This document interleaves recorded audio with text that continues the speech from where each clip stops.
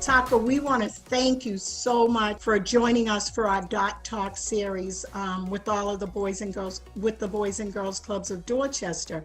My name is Queenie, and I'm one of the directors at the club, and I will be joined by some wonderful teens who are super excited to learn more about you, Tacko. I'm looking forward to it. Thank you. We're especially glad to have you on this Tuesday afternoon, which officially makes Cinco de Mayo Taco Fall Tuesday here in Dorchester. We love tacos in Dorchester. I'm going to try to make tacos tonight too. So awesome. We're having tacos also. Awesome. Us as well.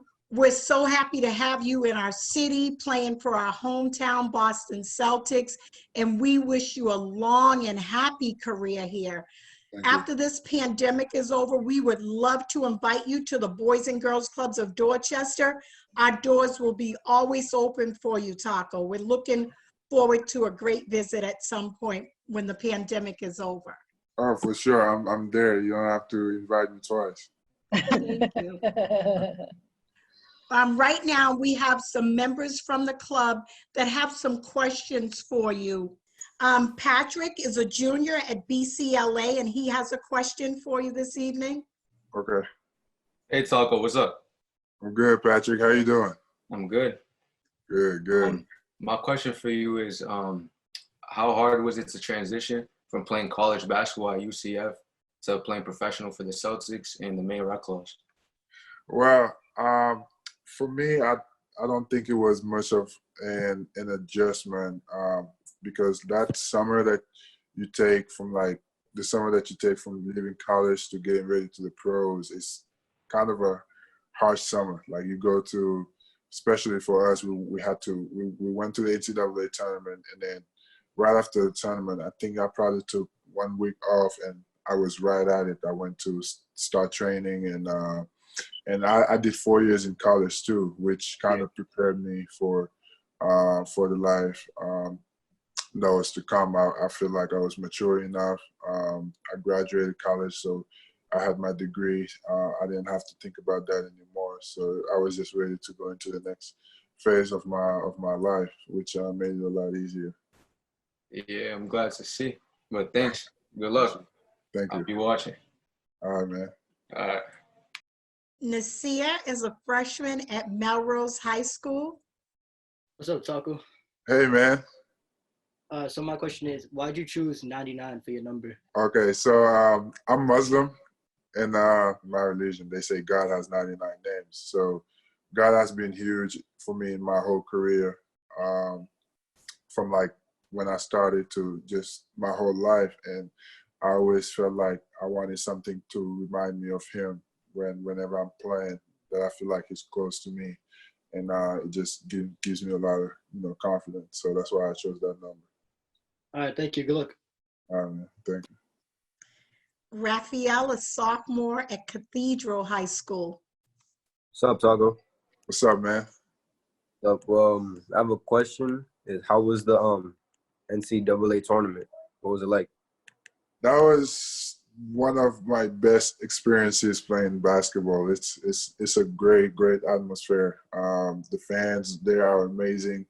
We played against VCU, then we played against Duke. When we played against VCU, there was a lot of fans, but then we played against Duke, and that was like their turf. It was all blue around the stadium, and it was just amazing. That whole week was just crazy. If you want to go to college and you want to play basketball, whether it's basketball or whatever sport that you want to play, that should be one of your goals, to make it there, because that's one of the best experiences you will have. All right, thank you. No problem. Liliano is a sophomore at Berwick Academy, and he has a question for you this evening, Tacko. Okay. Hi, Tacko. Hey, man. My question for you is, how was the college selection process for you, and were you happy with your choice? Well, choosing a college can be very stressful, especially when, for me, I had a lot of options, because I went from my junior year, I didn't have a lot of offers. And then from like that summer going to my junior year to my senior year, that's pretty much when all my offers came in. So I had a lot of options. I had a lot to think about, which made it stressful. But at the end of the day, I feel like most colleges that you would choose, you'll be fine. The biggest thing is just go where you know people will care for you. And I ended up at UCF, which I don't regret. I would make that decision over and over again. And I met amazing people, and that's the most important thing, relationships, and that was big for me. So whenever you go to college, don't overthink it. I feel like you'll be fine either way, but just make sure you go somewhere where you know people will care about you and will take really good care of you. Appreciate it. No problem. Tacko, thank you so much. That answer that you gave about going where people care for you is just so important. It's one of the realest things. Like you said, you could have been anywhere at any college, but thank you. That message is powerful, going where people care. Ray, a senior from Boston Latin, and he has a question for you this evening. Okay. Hey Taco, how's it going? I'm good, man. So I know like in college you were a computer science major. How did you keep like the time management between school? And then how did you keep the work ethic to work at basketball and with your major like at the same time? I'm not gonna lie to you, that was very, very tough, especially UCF had one of the best, still has, I think, one of the best computer engineering programs in the country, and it was a tough schedule to keep up, because obviously as a freshman, especially coming in, you had practice, you had the meetings, you had tutor classes, and then practice, and all of that was very, very hard to keep together. But luckily, like I said, I went somewhere where people cared, and UCF just helped me overall, making sure like I was taught a good way to manage my time, and I liked also what I was doing. Since I was a kid, when I was a kid, I was always messing with stuff. So being an engineer was like something fun for me, which made it a lot easier. But it was tough, and I did end up changing my my major my sophomore year, but I do intend later on to I graduated, I got my degree, but I do want to go back eventually and continue that and get that degree as well. But it's tough. But for me, as long as you enjoy what you're doing, it doesn't matter how tough it is, because you find a way to get it done. Jimbo, welcome to the conversation. Hello, boys and girls club family. Hello, Taco. Thank you so much for doing this, brother. I really appreciate it. No problem. Great kids, huh? Great kids, man. They're asking great questions too. They had time to think about it. Our future is in really good hands. For sure. Yes. Thank you, Jimbo. Kate, a junior at Boston Latin, has a question for you also. Hi, Taco. Hey, Kate. My question for you is, how have you learned to overcome major setbacks, such as like losing your junior year season to shoulder surgery? Well, just always have a goal in mind. I just had that goal in mind. Like it was just set in my mind that there was nothing that would keep me from getting there. And regardless of any setbacks that happen, that's life.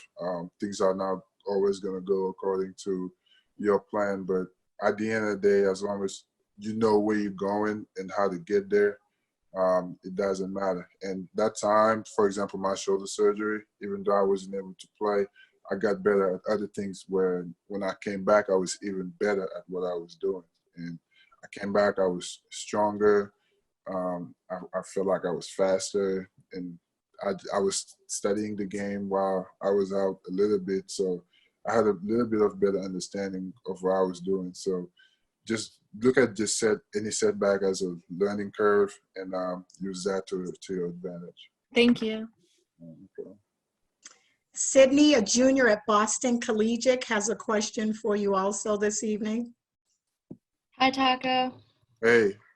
I was wondering what life is like for you in quarantine right now. Just like you, it's hard, especially for us when we kind of get used to living on the same schedule every day. We're almost like machines. You wake up, you go to practice, you come back, maybe take a nap. You do the same things pretty much every day, play games, and then all of a sudden everything is shut down and you have to stay at home. And for me, I've been by myself the whole time, and it can make you go crazy. But I've been trying to keep myself busy, so working out of the house. So the team has set up for us like phone calls where we'll get on FaceTime with some of our trainers and work out from the house.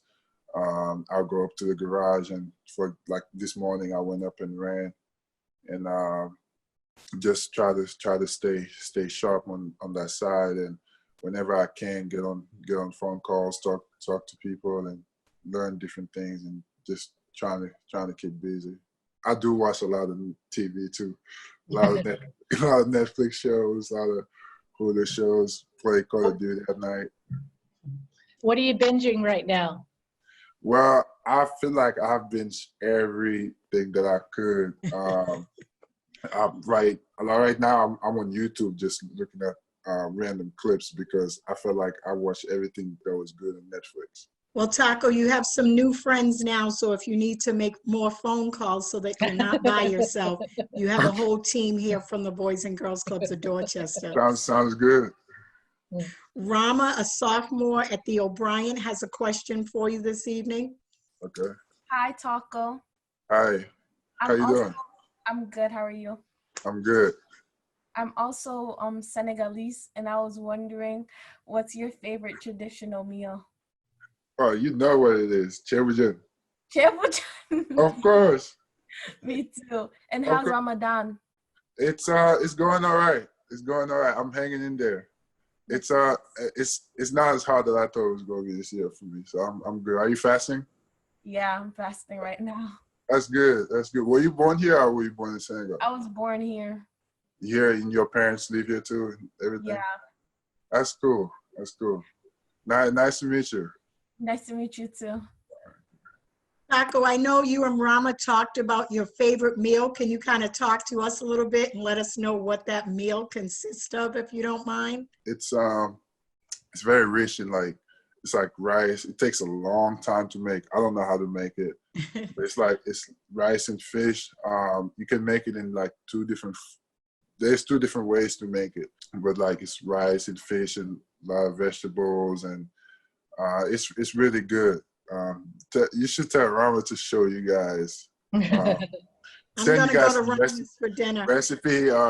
It's so hard to find the ingredients here, but people in New York, it's probably easier for them because we have a lot of people from Senegal in New York, so you can find things there. But in Boston, when I first got here, one of the first things I tried to do was find a Senegalese restaurant where I couldn't find any. There was one where they say it was closed. Yeah, they have markets for the place, and there's a restaurant, but it sells mafahako. Okay. Yeah, but my mom can make you some.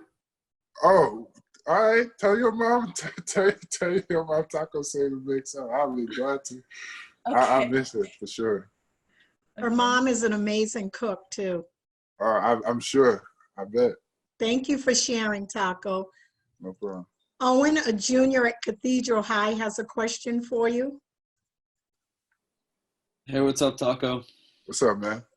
I was just wondering, what are your goals after playing in the NBA? Well, I have a lot of things that I want to do, especially right now. I don't want to wait until my NBA career is over to start to get on those things. Right now, I'm discovering things that I didn't think that I was going to like, but actually like doing. I was just talking to Heather about taking some acting classes. I was like, yeah, maybe I should, try and do that. But overall, one of my main goals in life is to help people. And throughout my career, I'm going to try to find ways to do that, go back home and help the community.